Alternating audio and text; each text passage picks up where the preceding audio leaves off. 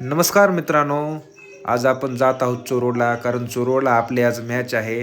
तुम्ही पाहू शकता आपण चोरोडच्या ग्राउंडवर पोहोचलो आहोत.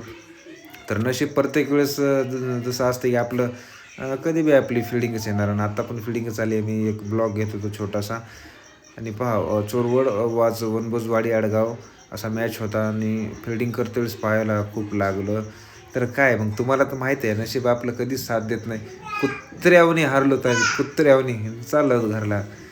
त्याच्यामुळे काय आहे आणि ह्या पोरांच्या ह्याच चर्चा उद्या मस्त खेळू चांगलं खेळून जाता जाता चोरोड या गावामध्ये बाळूमामाची पालखी जात होती.